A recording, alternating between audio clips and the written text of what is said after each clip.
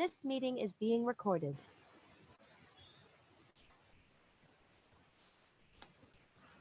Does anyone aware of Linux? क्या है Linux या फिर Unix? किसी को कुछ पता है, आइडिया है? It is open source operating systems. Yes. So Linux is nothing but an operating system. जैसे अपना विंडोज होता है, तो हम सबको तो विंडोज पता है. Everybody has used Windows operating system. तो जैसे विंडोज ऑपरेटिंग सिस्टम है, सेम उसी तरह लाइनक्स भी एक क्या है, तो ऑपरेटिंग सिस्टम है. और ओपन सोर्स है मतलब it is freely available on the internet to download, so you can directly download it from the internet and install it on your system. You don't have to purchase any license like Windows. तो Windows हमें खरीदनी पड़ती है, whereas Linux जो है open source है, मतलब आप इंटरनेट से डाउनलोड करके आपके सिस्टम पे इंस्टॉल कर सकते हो.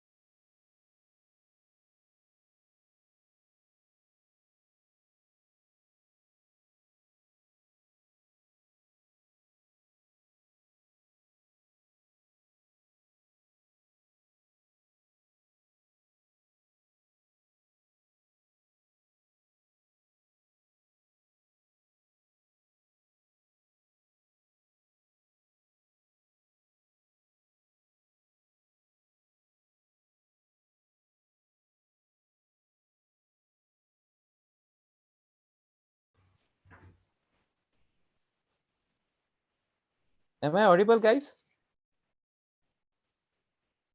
Yes, sir. Sorry, there was some network issue.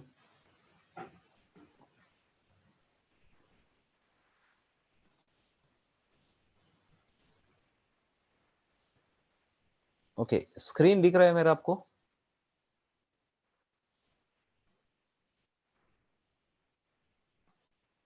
Yes, sir.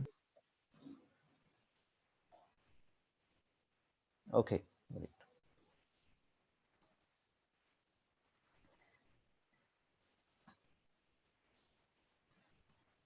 So let's begin with the Linux or an Unix operating system.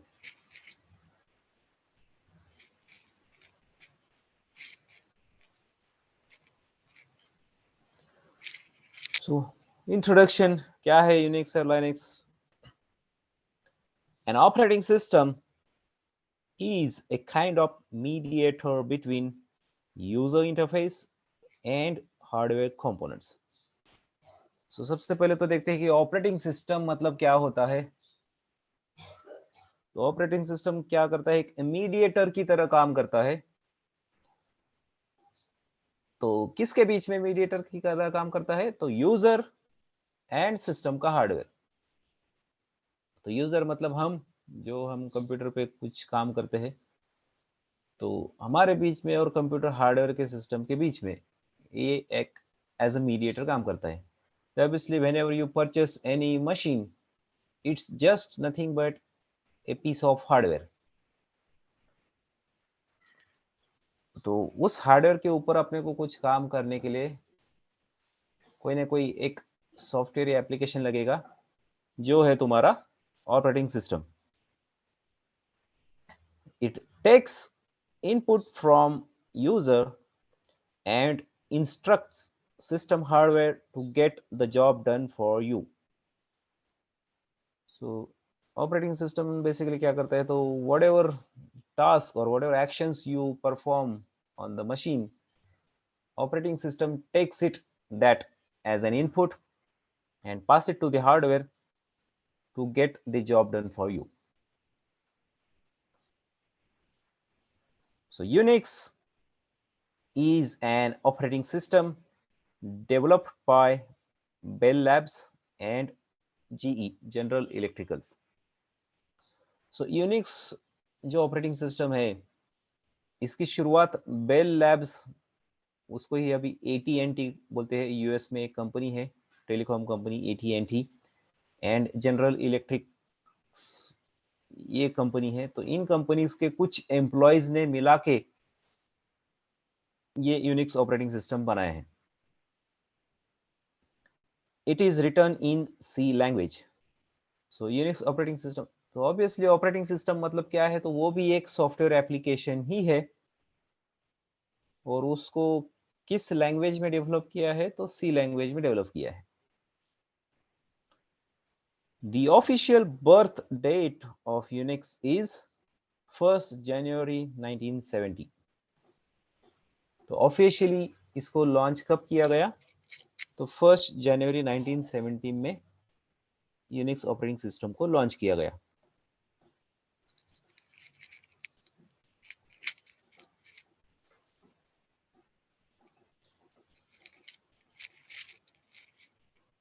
So architecture of operating system. So कोई भी operating system ले लो, तो उसका architecture क्या रहता है.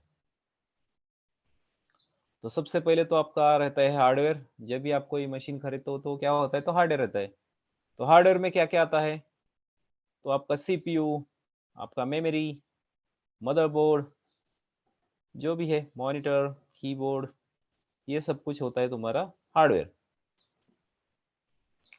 देन हार्डवेयर के ऊपर आता है कर्नल. तो kernel is a part of operating system. तो ऑपरेटिंग सिस्टम के अंदर कर्नल का एक मॉड्यूल होता है. तो हार्डवेयर के ऊपर बेसिकली कर्नल आता है. कर्नल के ऊपर आएगा shell. Shell is again a piece of code or the module in the operating system. and उसके ऊपर आएगा तुम्हारा यूजर इंटरफेस. तो यूजर इंटरफेस मतलब अपने को जो दिखता है, once you start a machine and when machine gets boot up, तो उसके बाद जो कुछ भी दिखता है आपको स्क्रीन के ऊपर, तो वो होगा तुम्हारा यूजर इंटरफेस. तो कोई भी ऑपरेटिंग सिस्टम ले लो आप, विंडोज या फिर यूनिक्स, लाइनक्स, तो इन सब का आर्किटेक्चर जो है, हाई लेवल आर्किटेक्चर, ये इस तरह ही होता है. सबसे पहले आपको दिखेगा यूजर इंटरफेस. यूजर इंटरफेस के नीचे रहता है शेल के नीचे कर्नल, एंड कर्नल के नीचे होगा तुम्हारा hardware. So these are the layers of an operating system. Hardware तो मशीन होगा तुम्हारा, फिजिकल हार्डवेयर. उसके ऊपर जो भी है, ये कर्नल, शेल, यूजर इंटरफेस, ये है. These are the layers of an operating system. तो देखते हैं ये क्या है चीजें एग्जैक्टली. तो हार्डवेयर मतलब क्या. So different hardware components like CPU, processor, motherboard, your hard disk drive, RAM, etc. So these are your system's hardware. Kernel क्या है. So kernel, it is the piece of code that accesses your hardware directly. सो एक code है जो operating system के अंदर ही लिखा है, जो डायरेक्टली इंटरैक्ट करता है तुम्हारे हार्डवेयर से। तो हार्डवेयर से इंटरैक्ट करने के लिए आपने, if you are from an IT background, तो आपने माइक्रो प्रोसेसर्स वगैरह पढ़ा होगा, जिसके अंदर असेंबली लैंग्वेज के थ्रू आप हार्डवेयर के साथ कम्युनिकेट कर सकते हो। तो kernel also uses that assembly language to communicate with the system hardware directly. It takes input from shell, converts it into binary, and passes it to the underlying hardware and vice versa. तो colonel जो है shell से input लेगा। तो हमने देखा था कि शेल, कर्नल के ऊपर तुम्हारा शेल आता है, तो वो शेल से इनपुट लेता है और उसको कन्वर्ट करेगा बाइनरी में, क्योंकि कंप्यूटर का जो हार्डवेयर है वो सिर्फ बाइनरी लैंग्वेज ही समझता है। तो बाइनरी मतलब 1 and 0 ओनली। तो उसको बाइनरी में कन्वर्ट करेगा जो भी इंस्ट्रक्शंस आया है शेल से, और वो हार्डवेयर को पास करेगा, और हार्डवेयर उसके ऊपर एक्शन लेगा। एक्शन लेने के बाद जो कुछ भी आउटपुट है वो हार्डवेयर वापस कर्नल को पास करेगा। Then kernel will convert that output into the form which shell understands, और शेल फिर वापस यूजर इंटरफेस को देगा और यूजर इंटरफेस आपको दिखाएगा। देन नेक्स्ट देखते हैं शेल क्या है। Shell it's command line interpreter. तो शेल क्या है? एक कमांड लाइन इंटरप्रेटर है, a UI for the user to interact with kernel. तो यूजर के लिए एक शेल यूआई की तरह काम करता है, जिसके थ्रू हम कर्नल से इंटरैक्ट कर सकते हैं। A software which gets input from user, then after sanitization of input, it gives to the kernel. So whatever you input user passes, it checks everything, whether the input given by user is valid or not. It sanitizes everything and then it passes to the kernel. तो shell का काम है user से input लेना, उसका syntax और जो कुछ भी फॉर्म में इनपुट जो है करेक्ट है या नहीं है वैलिडेट करना, बेसिकली वैलिडेशन करना, और उसके बाद कर्नल को पास करना। एंड देन कर्नल से जो कुछ भी आउटपुट आया है उसको अगेन वैलिडेट करना एंड यूजर को पास करना। देन टर्मिनल करके एक चीज होती है ऑपरेटिंग सिस्टम के अंदर, वो क्या है? So it's a system console. It acts as a medium for input output operations for the Unix और Linux system। तो शेल को हम कैसे कनेक्ट करेंगे? तो यूजिंग टर्मिनल हम शेल को कनेक्ट कर सकते हैं। तो टर्मिनल क्या है? तो एक सिस्टम कंसोल है, तो कंसोल की तरह काम करता है, और it acts as a medium for input output operations for the Unix और लाइनक्स सिस्टम। तो इवन दो आप विंडोज के ऊपर यूआई दिखता है आपको, so whatever task you perform on the UI, आप इधर उधर क्लिक करते हो, किसी लोकेशन पे जाते हो, वहां से कुछ फोल्डर के अंदर डेटा देखते हो, फाइल के अंदर का डेटा देखते हो, बट अंडरलाइंग में क्या होता है? तो वो जो कुछ भी आप यूआई पे कर रहे हो, बैकएंड में वो सारे इंस्ट्रक्शन जाते हैं शेल के पास। शेल क्या है? तो एक पीस ऑफ सॉफ्ट कोड ही है, जो यूजर से जो भी कुछ इंस्ट्रक्शंस आए हैं वो लेगा, उसका वैलिडेशन करेगा, और उसको वैलिडेशन करने के बाद वो पास करेगा कर्नल को। कर्नल फिर वो शेल से आया हुआ इनपुट लेगा, उसको वो कन्वर्ट करेगा बाइनरी में, कन्वर्ट करने के बाद वो पास करेगा हार्डवेयर को। सो हार्डवेयर उस इनपुट पे एक्शन लेगा, जो कुछ भी इनपुट पास किया उसके अकॉर्डिंगली एक्शन लेने के बाद कुछ आउटपुट रहेगा, तो वो आउटपुट पास करेगा कर्नल को. Kernel will pass that output back to shell. Shell will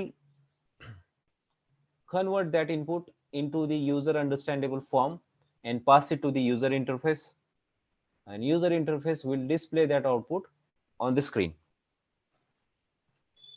This is the normal flow of an operating system.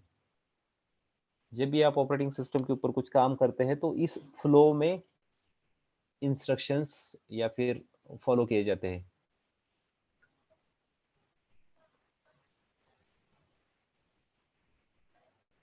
Clear?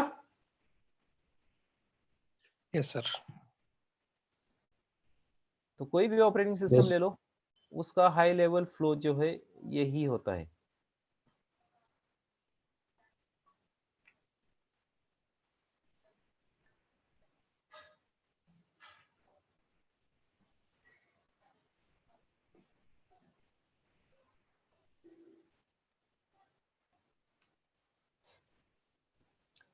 Now Unix versus Linux.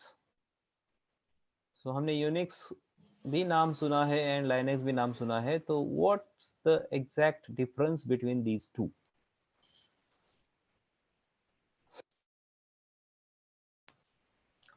तो Unix क्या है? It's a complete operating system with monolithic kernels. तो Unix एक operating system ही है और उसका खुद का कर्नल है जिसको बोला जाता है मोनोलिथिक कर्नल्स. Linux क्या है? Linux या फिर Linux, it's a clone of Unix based on Linux kernel developed by Linus Torvalds in 1991. तो Unix सबसे पहले Unix डेवलप किया गया था 1970 में, और Unix के बेस पे ही तो एक बंदा था लाइनस टोरवल्ड्स करके, मतलब है अभी भी लाइनस टोरवल्ड्स. उसने उसका खुद का नया कर्नल डेवलप किया. सिर्फ कर्नल वाला जो मॉड्यूल है वो उसने खुद ने बनाया. बाकी पूरा यूनिक्स में जो था पहले से ही वो उसको उठा के उसने उसका खुद का कर्नल बनाया. तो उस कर्नल वाले ऑपरेटिंग सिस्टम को बोला जाता है लिनक्स. तो जहां कहा लाइनक्स कर्नल है तो उस ऑपरेटिंग सिस्टम को बोला जाएगा लाइनक्स, और यूनिक्स का उसका खुद का कर्नल होता था. सो नॉट यूनिक्स जो है नॉट पोर्टेबल है, लाइनक्स जो है पोर्टेबल है. मतलब क्या? तो it can easily coexist with other operating system. It can be booted from portable devices such as CD, pen drive, etc.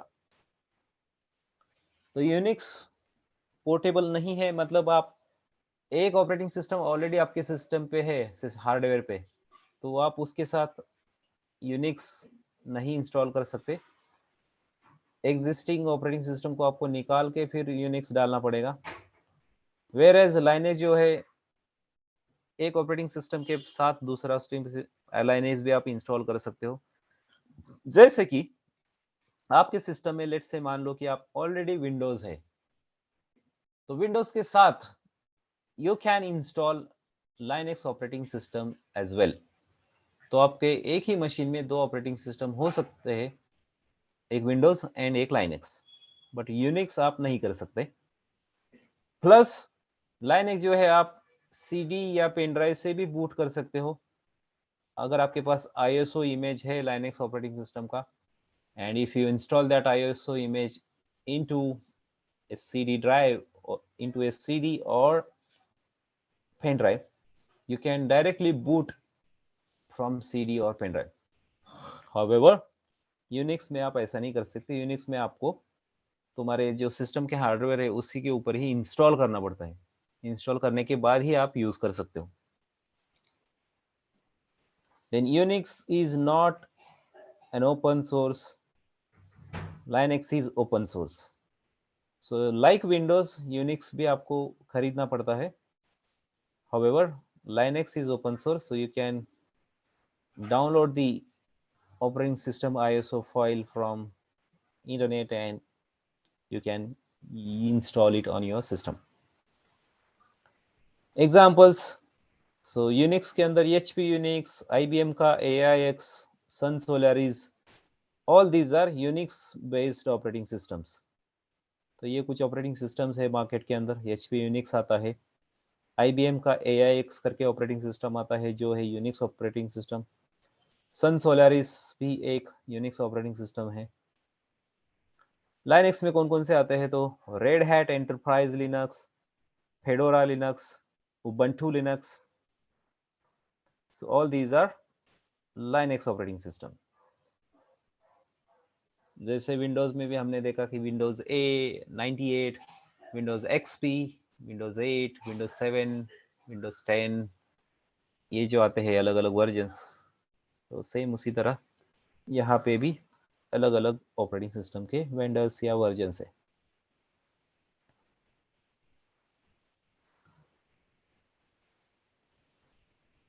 Clear है difference between Unix and Linux?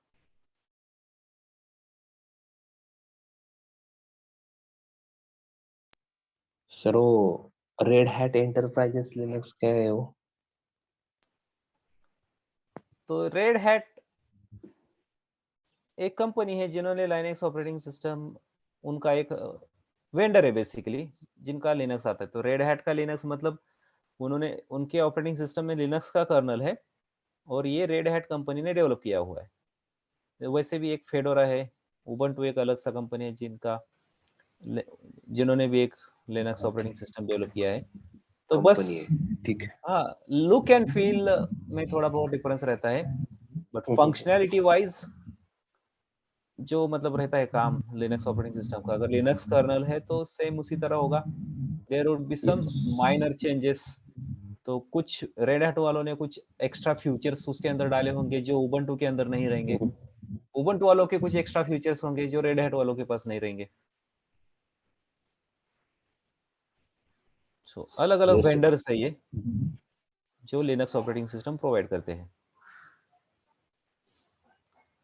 जैसे Microsoft का विंडोज है, तो माइक्रोसॉफ्ट के अलावा और कोई विंडोज प्रोवाइड नहीं करता. माइक्रोसॉफ्ट का वो प्रोप्राइटरी ऑपरेटिंग सिस्टम है.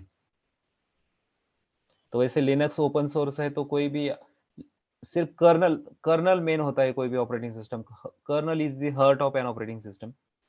तो लिनक्स का कर्नल वो लेंगे, यूज करेंगे, बट कर्नल को छोड़ के उनको जो कुछ भी बाकी की चीजें करनी है, यूआई कैसा देना है, उसके अंदर क्या क्या फंक्शनैलिटीज देनी है, क्या क्या फीचर्स देने हैं, तो वो लोग उनका खुद का डिसाइड करेंगे और उसके अकॉर्डिंगली ऑपरेटिंग सिस्टम बनाएंगे और उनको खुद वो लोग एक कुछ तो नाम देंगे.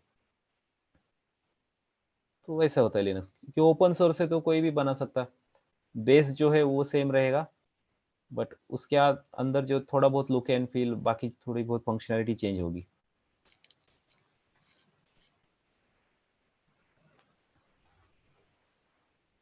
ठीक है. Yes, sir.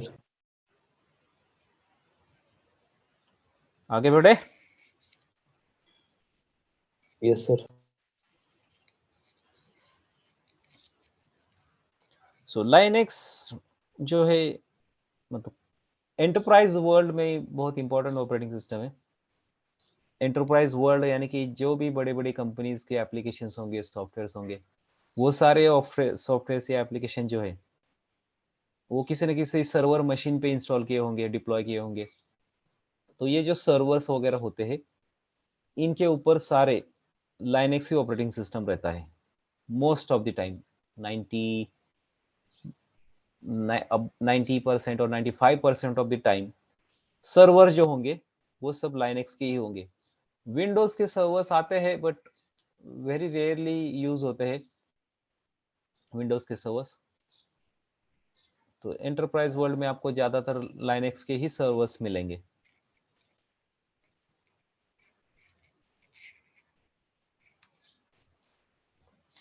तो फीचर्स क्या है लाइनक्स मशीन के, लाइनक्स या यूनिक्स के? तो it is a multi user operating system which means at the same time many people can log in to the same machine.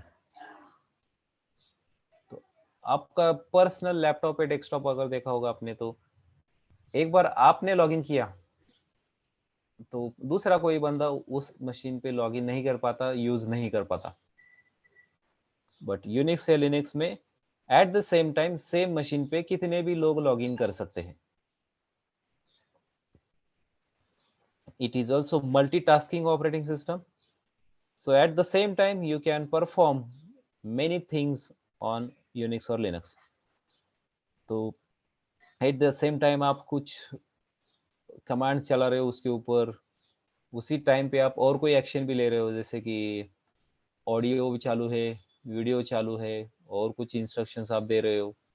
तो सेम टाइम पे आप मल्टीपल टास्क भी परफॉर्म कर सकते हो. It is a robust operating system. So performance wise, Unix or Linux is very good. Like it can give you the very good performance, and it is also secure. तो security जो है, आप एकदम granular level तक आप कोई भी चीज आप सिक्योर कर सकते हो. तो सिक्योरिटी के रिलेटेड कई सारे फीचर्स यूनिक्स या लिनक्स ऑपरेटिंग सिस्टम के अंदर रहते हैं. सो यूनिक्स इज प्रेटी सिक्योर. तो आपका घर का विंडोज देखोगे तो आप इट कैन इजीली हैकेबल. कोई अगर हैकर वाला बंदा है तो आप जो घर का सिस्टम है इजीली हैक कर सकता है. However when it comes to Unix और Linux, it's become difficult for hackers to hack it. मतलब एकदम छोटे लेवल तक आप कोई भी चीज सिक्योर कर सकते हो. So these are the some features of Unix or Linux operating system: multi-user, multitasking, robust, secure. ठीक है. So उसकी Yes, वजह sir. से ये एंटरप्राइज वर्ल्ड में ज्यादातर यूज किया जाता है.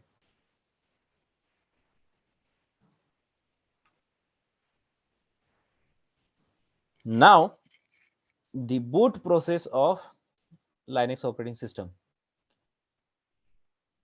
तो जब भी आप मशीन चालू करते हो तो ऑब्वियसली बैकएंड में कुछ तो प्रोसेस फॉलो किया जाता है. उसके बाद आपका ऑपरेटिंग सिस्टम चालू होगा, और once the process get finished, आपको आपके स्क्रीन के ऊपर आपका जो भी है डेस्कटॉप का जो डेस्कटॉप है वो दिखता है. बेसिकली विंडोज की बात करेंगे, बट उसके बैकएंड में कई सारे चीजें परफॉर्म होती है, तो उनको बोला जाता है बूट प्रोसेस. कोई भी सिस्टम चालू, आप पावर का बटन प्रेस करते हो, उसके बाद आपके स्क्रीन के ऊपर जो डेस्कटॉप दिखता है वहां तक, ये जो उसके बीच में जो कुछ भी होता है, तो उसको बोला जाता है बूट प्रोसेस. तो लाइनक्स में बूट प्रोसेस, लाइनक्स या विंडोज में भी सेम ही रहता है वैसे. तो बूट प्रोसेस के अंदर क्या क्या चीजें होती है ये हम देख लेते हैं. So when you press the power on button, first thing happens is post. जब आप पावर का बटन दबाते हो मशीन के ऊपर, तो पहले सबसे पहले क्या होता है, तो पोस्ट होता है, power on self test. Post को बोला जाता है power on self test.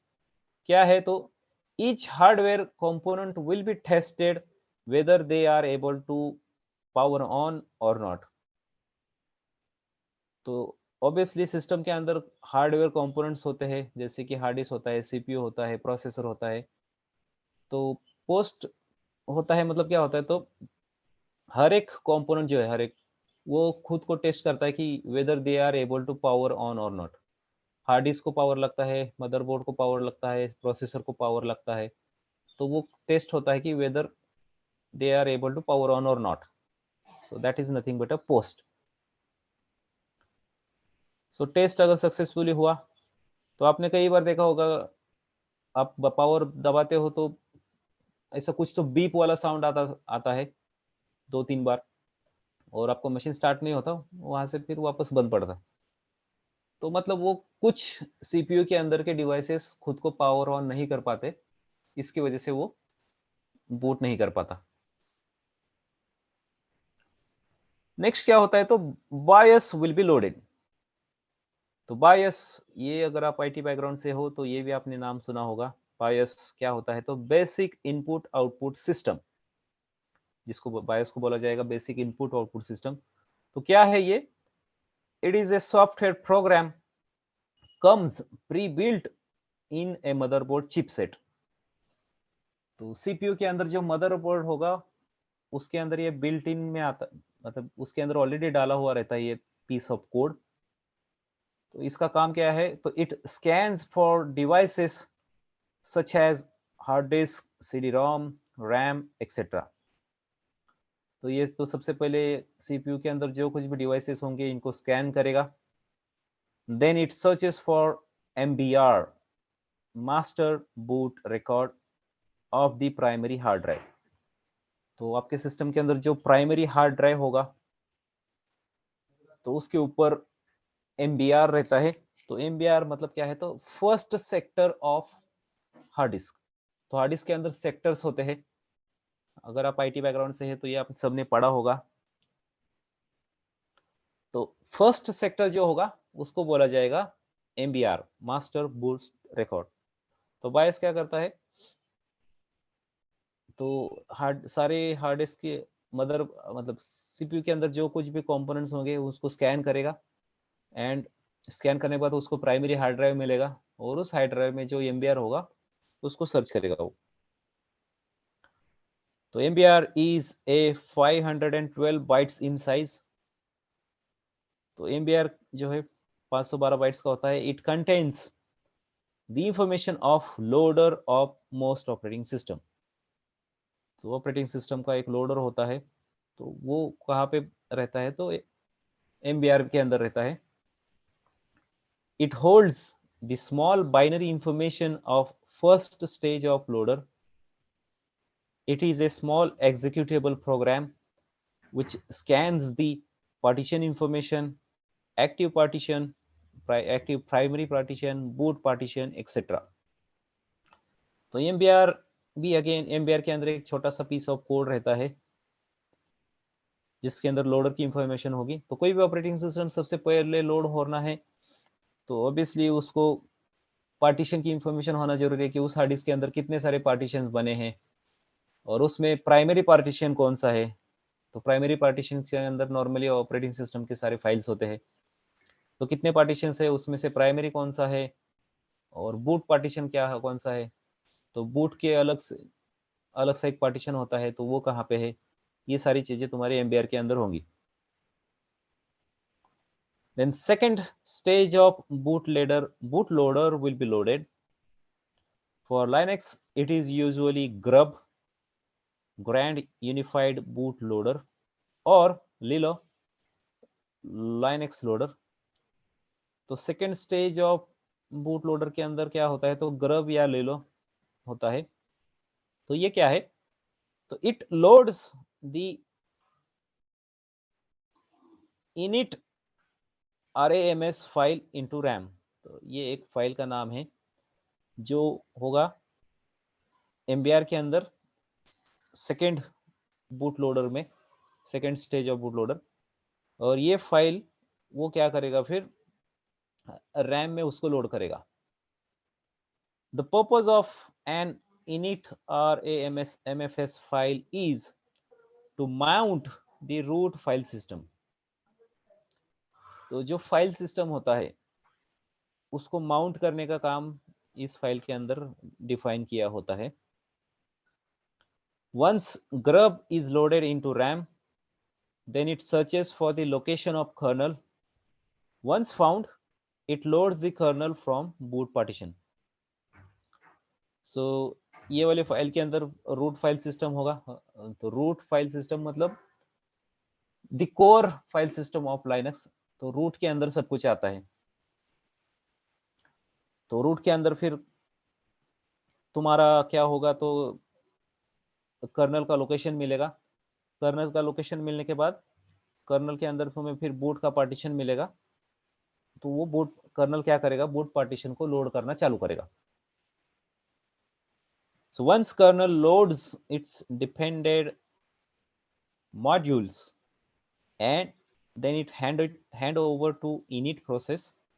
init process जिसका नाम होता है /sbin/init is the very first process which loads all the various daemons and mounts all the partitions which are listed under /etc/fs tab.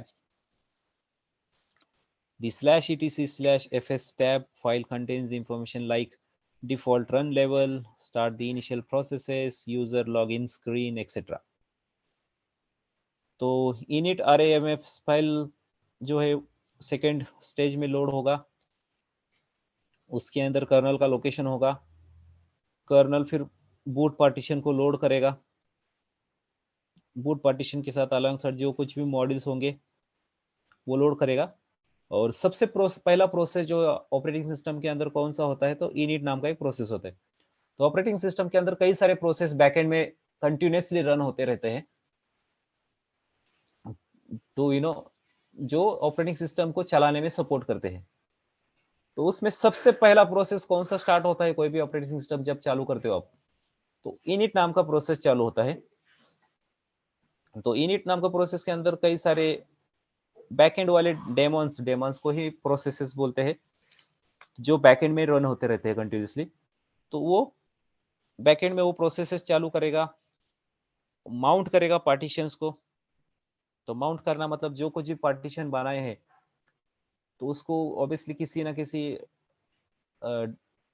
Letter के साथ माउंट किया होगा, जैसे C drive, D drive रहता है अपने पास। तो सी डी क्या है, वो माउंट पॉइंट है। पार्टीशन एक अलग सा चीज होता है, पार्टीशन हार्ड डिस्क के अंदर होता है, बट उसको मैप करते हैं सी डी ड्राइव के साथ, तो उसको माउंटिंग बोलते हैं अपन।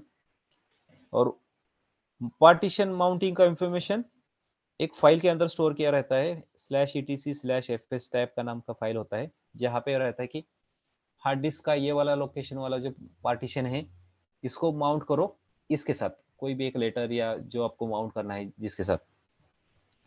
सो /etc/fs tab file contains the default run level, start the initial processes, user login screen। तो वंस माउंट हो गया तो उसके बाद इनिशियल रन लेवल करके रहता है ऑपरेटिंग सिस्टम के अंदर। मतलब जब ऑपरेटिंग सिस्टम शुरुआत में चालू होगा तो उसको कौन से रन लेवल में स्टार्ट करना है, एंड यूजर का लॉगिन प्रोसेसेस वगैरह। फिर उसके बाद इनिशियली रन लेवल स्टार्ट हुआ, आखिरी में आपको यूजर का लॉगिन का स्क्रीन दिखता है। तो यूजर का लॉगिन स्क्रीन दिखने के पहले इतनी सारी चीजें बूट प्रोसेस के अंदर परफॉर्म की जाती है। When you start the machine start करने के बाद जब आपके वो स्क्रीन के ऊपर लॉगिन का स्क्रीन आता है मॉनिटर के ऊपर, इसके बीच में बैकएंड में इतनी सारी चीजें परफॉर्म होती है, and this is nothing but called as boot process of an operating system.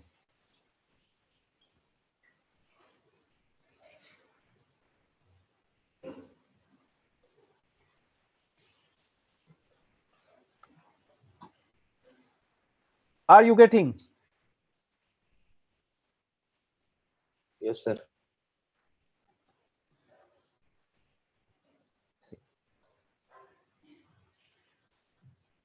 So even though like interview में आपको ये बोट प्रोसेस वगैरह कोई पूछेगा नहीं, बट आपको मालूम तो होना चाहिए कि आप जिस किसी ऑपरेटिंग सिस्टम पे के ऊपर काम कर रहे हो वो एक्चुअली मतलब क्या है, कैसे वो उसका एग्जीक्यूट होता है, कैसे बैकएंड में क्या क्या चीजें परफॉर्म हो रही है।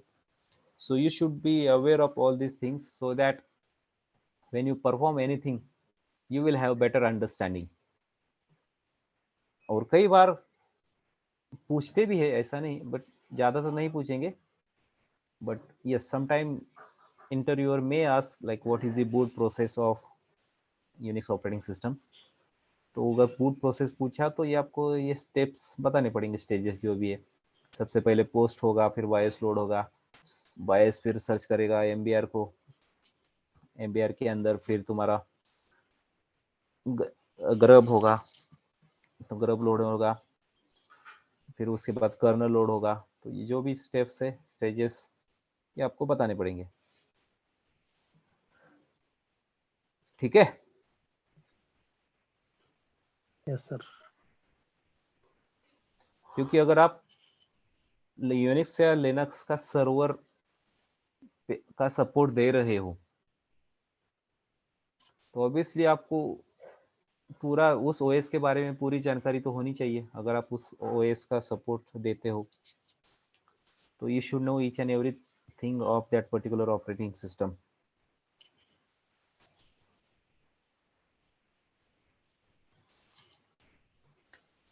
Now, directory structure of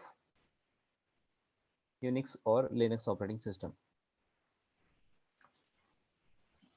So once you install the operating system, there will automatically few directories will be created. Each directory has its own significance कि हर एक डायरेक्टरी के अंदर क्या होता है। तो विंडोज में भी देखा होगा आपने कि जब आप इन विंडोज इंस्टॉल करते हो आपके मशीन पे तो अपने आप कुछ फोल्डर्स बनते हैं।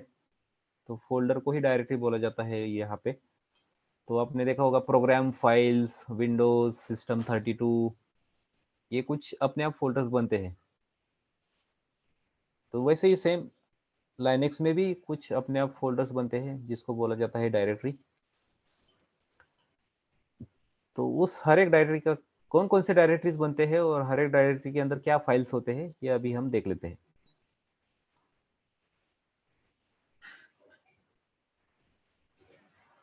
तो each of the above directory जो यहाँ पे पिक्चर में दिखाए गए थे,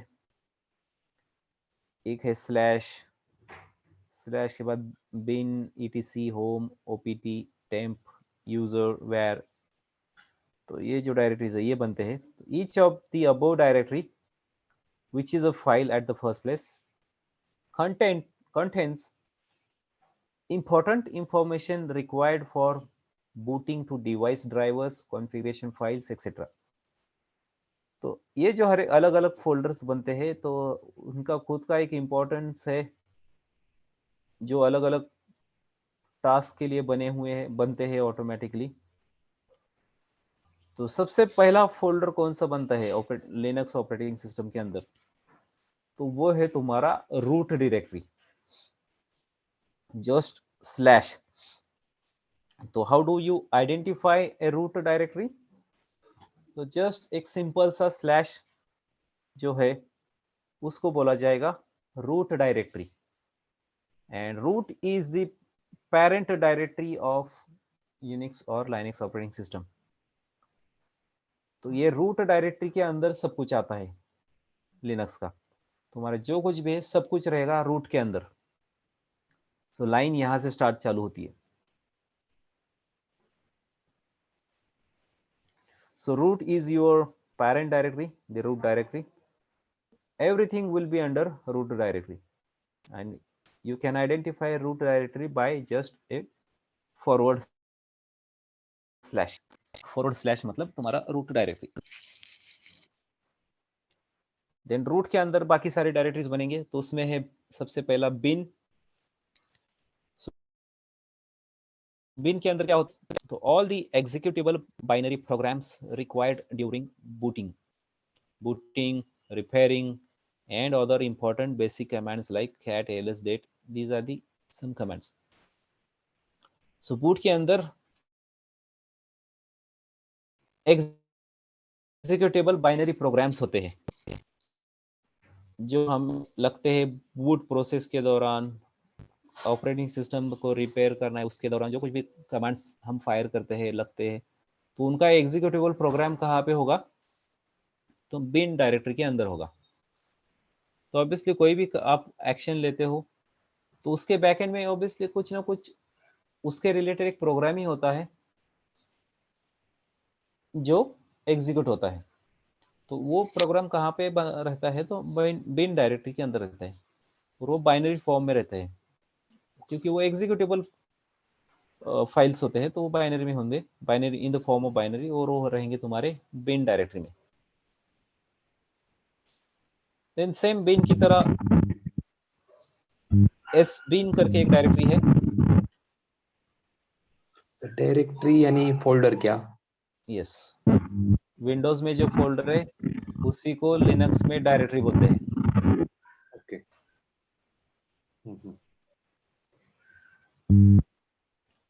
तो एस बिन नेक्स्ट डायरेक्टरी होता बनता है S bin. It contains binary executable programs required by system administrator for maintenance. Example, IP tables, fdisk, fsck, if config, swap on, reboot, etc. तो like bin, yes bin के अंदर भी executable programs ही होंगे, but कौन से programs? जो programs system administrator को लगते हैं, मेंटेनेंस जब भी परफॉर्म करते हैं सिस्टम एडमिनिस्ट्रेटर्स लोग, तो उनको जो कुछ भी चीजें लगती है वो सारी चीजें yes bin के अंदर होती है। The next directory है boot.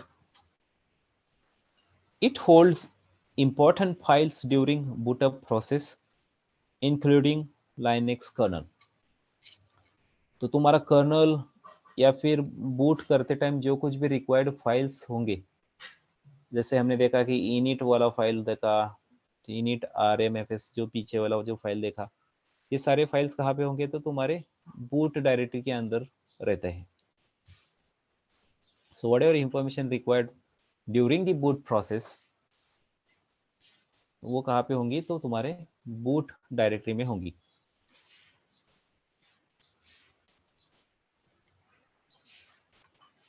देन dev करके एक डायरेक्टरी बनता है, तो उसके अंदर क्या होगा? तो it contains device files for all the hardware devices on machine, example CD ROM, CPU etcetera. तो dev के अंदर डिवाइस फाइल्स होंगे, तो तुम्हारे सिस्टम के अंदर जो कुछ भी डिवाइसेस अटैच्ड होंगे, CD ROM होगा, CPU होगा, और कोई हार्डवेयर डिवाइसेस लगे होंगे आपके सिस्टम पे, उन सारे डिवाइसेस का कुछ ना कुछ उसके सपोर्टिंग के कुछ फाइल्स होंगे, वो तुम्हारे जाएंगे डेव डायरेक्टरी के अंदर। देन नेक्स्ट डायरेक्टरी है etc। तो etc के अंदर क्या होता है? तो इट कंटेन्स सिस्टम और application configuration files, startup, shutdown, start stop script for every individual program. तो कोई भी एप्लीकेशन आप ऑपरेटिंग सिस्टम के अंदर इंस्टॉल करते हो, तो उसके जो कुछ भी कॉन्फ़िगरेशन के फाइल्स होंगे वो जाएंगे तुम्हारे etc फोल्डर के अंदर। तो विंडोज में प्रोग्राम फाइल्स करके होता है, जब कोई भी आप विंडोज के अंदर कुछ इंस्टॉल करते हो एप्लीकेशन या सॉफ्टवेयर, तो उस एप्लीकेशन के रिलेटेड फाइल्स कहाँ पे जाते हैं? तो प्रोग्राम फाइल्स नाम के फोल्डर में जाते हैं। तो सेम लाइनक्स में कौन सा डायरेक्टरी है? तो etc नाम का डायरेक्टरी है। देन नेक्स्ट है opt। opt stands for optional। It contains third-party application software files, etc. Java, Oracle. Example Java, Oracle. So third party applications जब आप कोई इंस्टॉल करते हो ऑपरेटिंग सिस्टम में, तो उसके कुछ सपोर्टिंग फाइल्स जाएंगे तुम्हारे यहाँ पे, जावा, ओरेकल, ऐसा कुछ सॉफ्टवेयर डाला आपने ओएस के अंदर, तो वो जाता है तुम्हारे ओपीटी फोल्डर के अंदर। उसके सपोर्ट रिलेटेड सपोर्टिंग जो कुछ भी फाइल्स होंगे वो ओपीटी डायरेक्टरी में जाएंगे। देन यूएसआर यानी कि यूजर नाम का एक फोल्डर बनता है, तो it contains shareable read only data. तो यूएसआर डायरेक्टरी में क्या होगा? तो the data which can be shared among other users, the read only data, तो ये जाएगा तुम्हारे यूएसआर डायरेक्टरी के अंदर। Then where stands for variable। it contains variable data like spool and log files। तो where के अंदर नॉर्मली लॉग्स वगैरह स्टोर होते हैं। Then home directories of users. तो as Linux is multi user operating system, तो जब भी आप नया यूजर ऐड करते हो इसके अंदर, तो उस यूजर का एक होम डायरेक्टरी बनता है जहाँ पे वो पर्टिकुलर यूजर उसके कुछ पर्सनल फाइल्स वगैरह उसको स्टोर करनी है तो वो खुद के होम डायरेक्टरी के अंदर स्टोर कर सकता है। देन रूट नाम का भी एक डायरेक्टरी बनता है। तो ये क्या है, तो it is a home directory of root user. तो हर एक ऑपरेटिंग सिस्टम का एक रूट यूजर होता है। तो रूट यूजर मतलब कौन होता है, तो विंडोज में एडमिन यूजर रहेगा। देखो एडमिन या एडमिनिस्ट्रेटर यूजर अपने आप बनता है और फिर उसके आगे फिर आप आपका खुद का यूजर बनाते हो। तो सेम लाइनक्स में भी when you install operating system by default जो यूजर बनता है वो होता है रूट यूजर, जिसको सारे वो एक एडमिन यूजर रहता है जिसको सारे राइट्स अवेल रहते हैं, मतलब फुल एक्सेस रहता है इस यूजर को ओएस का। और उसके on the top of it हम अपने अपने अलग से यूजर्स बनाते हैं। तो उस रूट यूजर का भी एक होम डायरेक्टरी बनता है लाइक अदर यूजर्स, तो उसका नाम है रूट। देन टेम्प, टेम्प करके फोल्डर रहता है, तो यहाँ पे दिख नहीं रहा है पावर पॉइंट में, /tmp। तो टेम्प टायर करके जो फोल्डर है उसके अंदर टेम्पररी फाइल्स जाते हैं। तो वट एवर टेम्पररी फाइल्स मतलब कोई भी प्रोग्राम चलाते हो आप सिस्टम पे, तो उसके लिए जो टेम्पररी फाइल्स लगने वाले हैं वो जाएंगे तुम्हारे टेम्प डायरेक्टरी के अंदर। तो विंडोज में भी रहता है टेम्प, तो यहाँ पे भी है temp. So these are the some folders gets created when you install a Linux operating system. So bin, etc, home, opt, tmp, user, var, dev. So all these are folders or directories gets created when you install a Linux operating system. And हर एक folder के अंदर, तो बिन के अंदर executable programmes होंगे, etc के अंदर कॉन्फ़िगरेशन फाइल्स होंगे, होम डायरेक्टरी के अंदर हर एक यूजर का अपना अपना होम डायरेक्टरी बनेगा, ओपीटी के अंदर third party devices, third party applications आप कुछ इंस्टॉल करोगे तो उसके सपोर्टिंग में जो कुछ भी फाइल्स होंगे वो यहाँ पे जाएंगे, टेम्प के अंदर टेम्पररी फाइल जाएंगे, यूएसआर डायरेक्टरी के अंदर शेयरेबल रीड ओनली डेटा जाएगा, वेयर के अंदर लॉग्स स्टोर होंगे।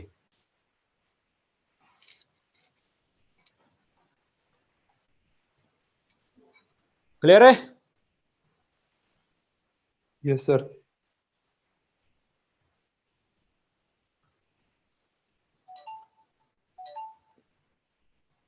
तो ऑपरेटिंग सिस्टम जब इंस्टॉल करते हो चालू करते हो तो ये सब कुछ आपको मिलेगा जब आप लिनक्स ऑपरेटिंग सिस्टम इंस्टॉल करोगे।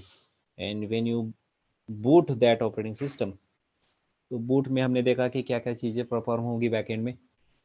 और बूट प्रोसेस कंप्लीट होने के बाद जब आप आपका यूजर नेम पासवर्ड डाल के लॉगिन करोगे, लॉगिन करने के बाद आपको क्या दिखेगा, तो इतने सारे फोल्डर्स वगैरह अपने आप बने हुए दिखेंगे।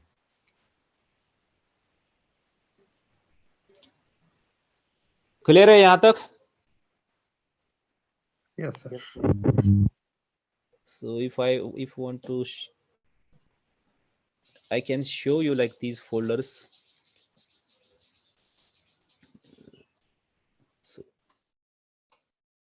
अब अगर देखोगे तो यहाँ पे /dev करके है,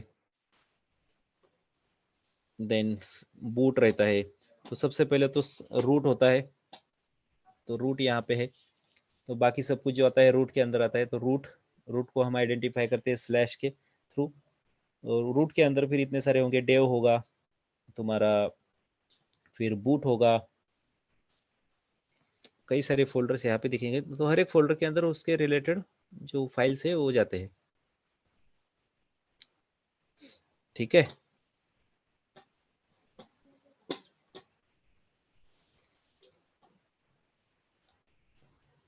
सो आई होप कि you got the high level overview of Linux operating system कि क्या है, क्या क्या चीज़ है उसके अंदर।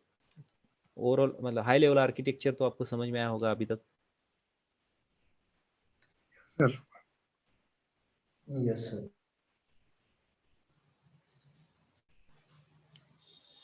ग्रेट। नेक्स्ट हम देखेंगे कि हाउ टू एक्सेस कोई भी मशीन, लाइनक्स का मशीन है तो हम कैसे एक्सेस करेंगे, उसके ऊपर कैसे लॉग इन करेंगे वगैरह। So will see that in the next session. So for today will take a pause here. ठीक है। Okay sir, thank you yes sir. Sir. Sir इसकी रिकॉर्डिंग मिलती है क्या? रिकॉर्डिंग सर ऑफिशियल ग्रुप पे हमने ऑलरेडी शेयर किया है। ओके। सो ये ऑफिशियल आपका ग्रुप, फर्स्ट सेशन है या सेकंड सेशन है ये? नहीं सर, ये जो बैच है मतलब ये जो कोर्स है ये स्टार्ट चालू होके ऑलमोस्ट एक हफ्ता तो 8-10 दिन तो हो गए ना। Yes, Yeah, sir, 2 weeks. 2 weeks हो गए। अच्छा, ओके। तो ये एक एक्चुअली अलग सा कोर्स है। सो नेक्स्ट बैच कब से स्टार्ट होगी सर? ये तो अभी चालू हुआ है सर, इसको जाएगी 3 महीने। अच्छा। मतलब आप यहाँ पे ऑलरेडी मतलब न्यूजन में है मतलब ऑलरेडी किसी दूसरे कोर्स के लिए एडमिशन लिया है क्या आपने? सॉफ्टवेयर टेस्टिंग के लिए लिया है, मैनुअल तो ये टेस्टिंग। तो ये आपके रिलेटेड नहीं है सर, ये अलग सा कोर्स है फिर। अच्छा, ओके। कल हमारे ग्रुप में आया था, ये लिंक आया था, इसलिए मैंने ओपन करके देखा, मुझे लगा कुछ रिलेटेड रहेगा।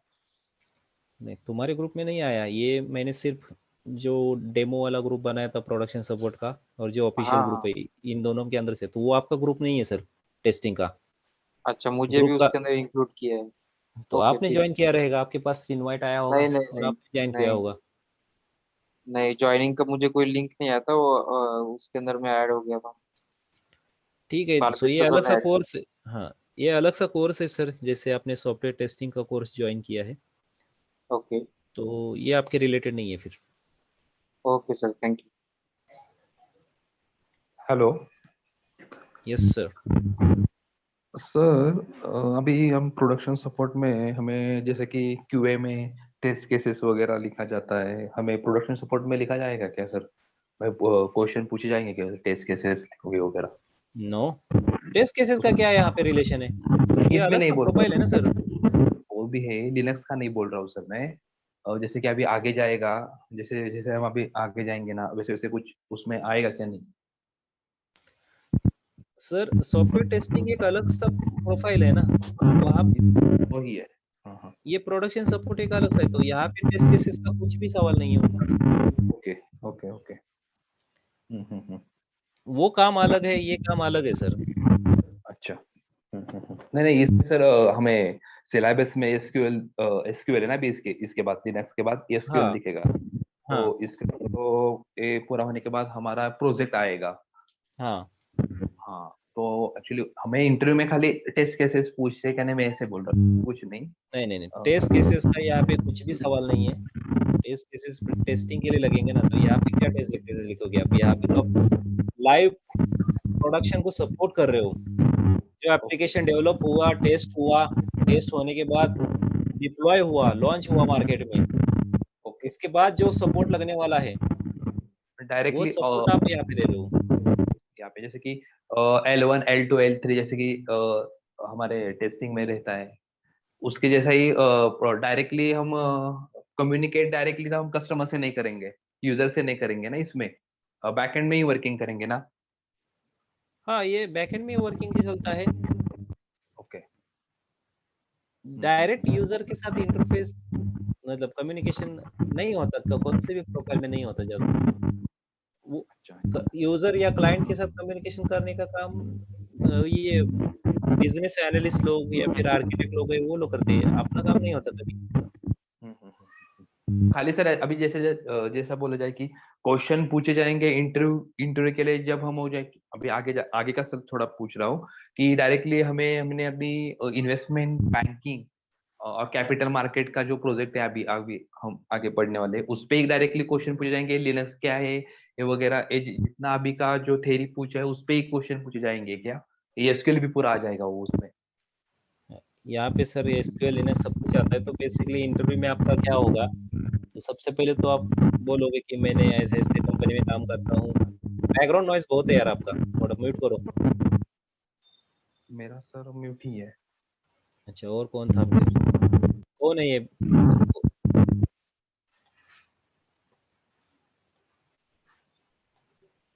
हाँ, तो ये जो प्रोफाइल है इसके अंदर आपका काम क्या है, तो जो एप्लीकेशन ऑलरेडी डेवलप हुआ है, टेस्ट हुआ है, उसको मार्केट में लॉन्च किया गया है, तो इसको सपोर्ट देने का काम जो है सपोर्ट इंजीनियर का होता है।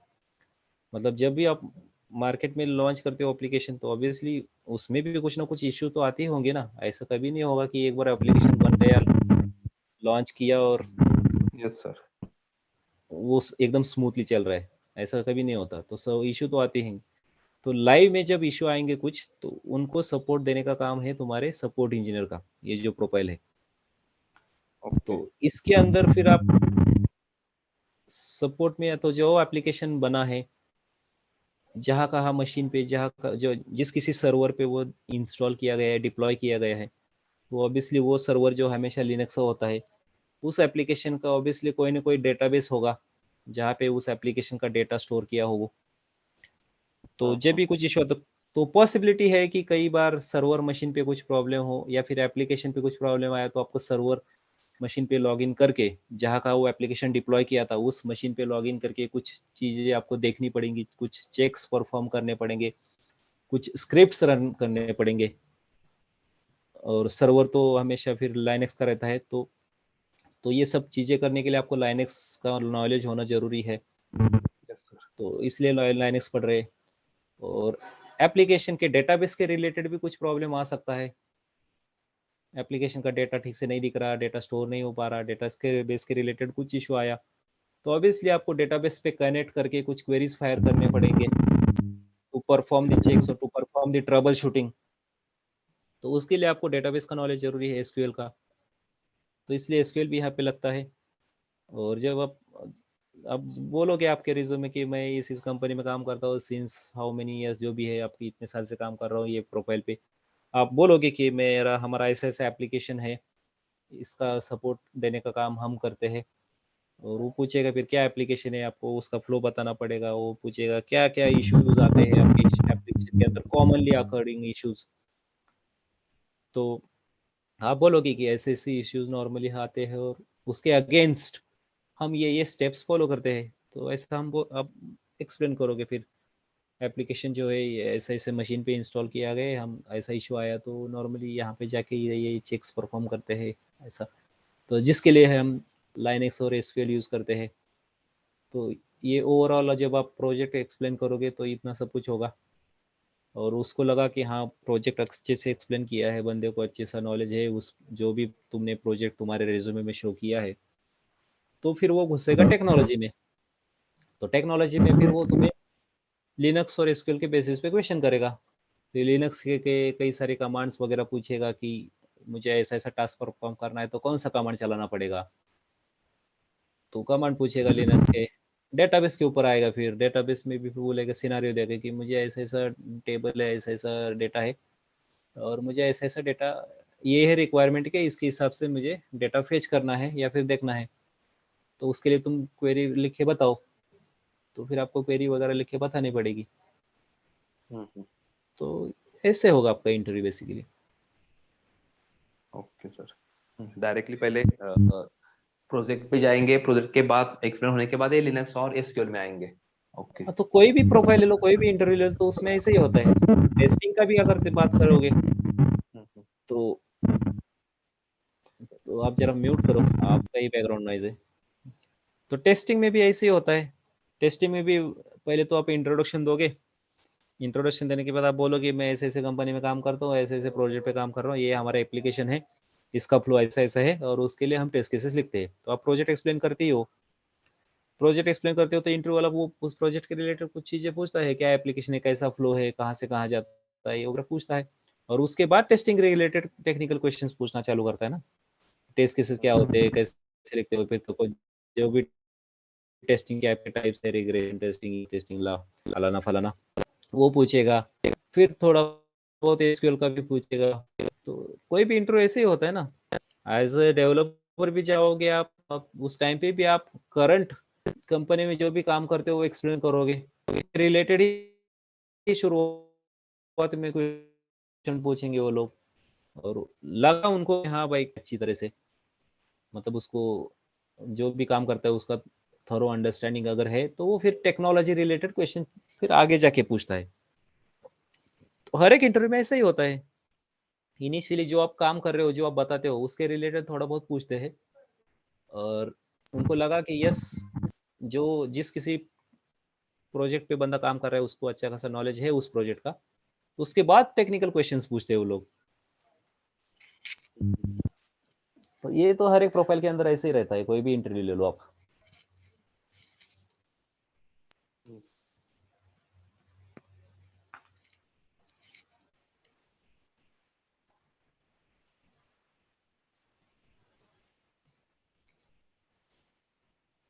और कुछ? नहीं सर, थैंक यू।